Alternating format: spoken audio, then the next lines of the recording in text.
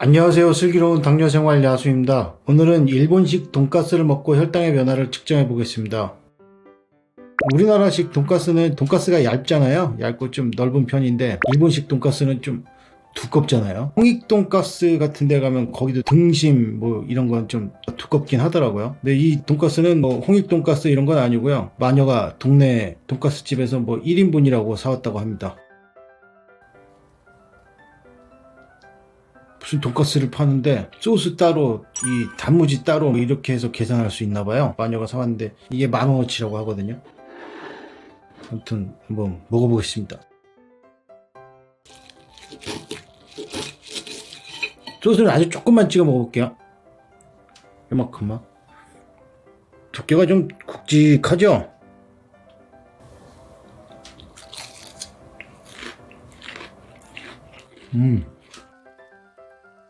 어릴 때는 이 돈가스를 다 어른들이 썰어주잖아요. 원래는 이렇게 하나씩 하나씩 썰어서 먹어야지 육즙이 이렇게 흘러내리지 않지 다 썰어놔 버리면 안 좋다고 하더라고요. 하지만 우리 집 꼬맹이 먹일 때는 지금도 또 열심히 썰어서 주고 있습니다. 너무 크면 못 먹어서요.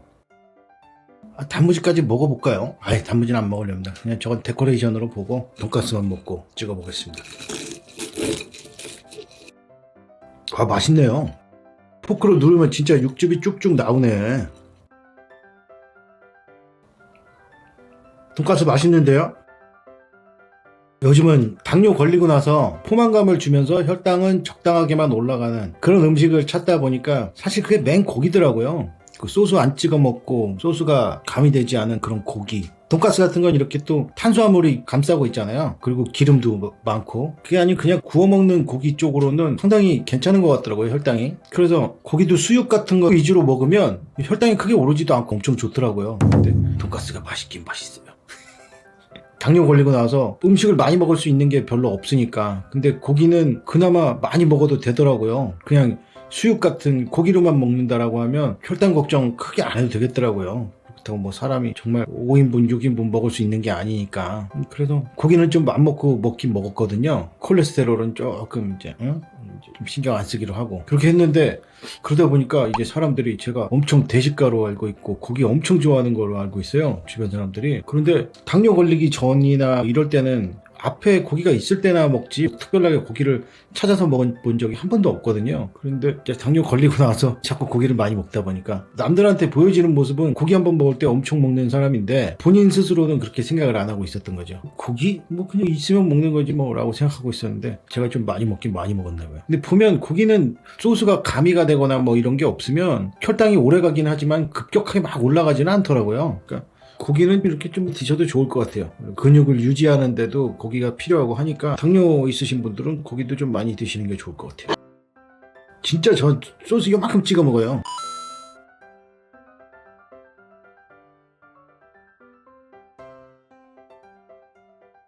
그러고 보니까 제가 돈가스를 좋아하나 본데요, 많이. 이제 다 먹었습니다. 고기는 혈당이 좀 천천히 올라가니까 음료수나 이런 마시는 제품하고는 좀 다르게 좀 말씀을 드릴 수 있거든요. 당뇨에 걸리신 분들은 야채를 별로 안 좋아하셔도 야채는 엄청 챙겨 드셔야 돼요. 당뇨가 무서운 게 혈관 손상이 끝내는 제일 무서운 거잖아요. 혈관 손상에 의한 뭐 부작용 이런 것들이잖아요. 혈당이 급격하게 올라갔다가 급격하게 내려가는 거 이런 게 정말 위험한 거고 혈당이 완만하게 올라가는 게 좋거든요. 근데 그 혈당이 완만하게 올라가는데 가장 큰 역할을 하는 것 중에 하나가 식이섬유니까요. 야채에 들어있는 그 식이섬유. 그 식이섬유가 엄청 중요한 거니까 식사하실 때 이런 돈가스를 드실 때도 저야 혈당 측정을 위해서 아무것도 안 먹었잖아요. 그냥 고기만 먹었잖아요. 근데 집에서 드실 때는 야채 꼭 챙겨 드시고 샐러드 한번 먼저 드시고 이렇게 하시는 게 좋아요. 항상 말씀드리듯이 식사는 야채 먼저, 그 다음에 단백질, 그 다음에 탄수화물. 이 순서대로 해주셔야지 최대한 이렇게 지키려고 노력을 하셔서 식사 습관이 그렇게 만들어지면 그 다음부터는 조금 너무 자연스럽기 때문에 할랑할랑해지거든요. 당뇨 걸려서 가장 어려운 점은 내가 좋아하는 걸 포기해야 되고 싫어하는 걸 해야 되고 이런 점이 어려운 건데 이게 습관이라는 게 엄청 무서운 거예요. 안 먹던 거 자꾸 먹으려고 하면 번잡하고 불편하고 스트레스 받고 싫은 건데 조금 익숙해지잖아요. 그러면 또 그게 더 자연스러워서 야채 없이 밥 먹으려면 좀 뻑뻑하고 이러기도 하거든요. 그러니까 초반에 습관을 들이시는 거 있잖아요. 바뀐 식습관 혈당을 몸이 익숙해지는 데까지 시간이 좀 걸릴 거예요. 한 번 그렇게 먹어보고 불편하다고 그리고 막 포기하고 그러지 마시고, 위장에 장애가 있다, 특별하게 문제가 있다 이런 거 아니시라면 어지간하면 무조건 야채는 달고 다니시는 걸 추천을 드립니다. 저는 이제 좀 어느 정도 처음에 열심히 관리하던 때보다는 그렇게 좋지는 않지만 그래도 아주 극악한 상황은 벗어난 상태에서 거의 식이 조절로만 이렇게 혈당을 관리하고 있는 거거든요. 근데 그때 지금하고 뭐가 달랐는가 생각해보면 마녀가 엄청 부지런하게 오이를 사다 달랐어요. 그 오이 같은 거는 쉽게 상하잖아요. 계속 준비를 해준다는 게 사실은 엄청 복잡한 일이거든요. 번잡해요 그게. 근데 마녀가 그때는 엄청 열심히 했거든요. 딱 한 봉지 정도만 사서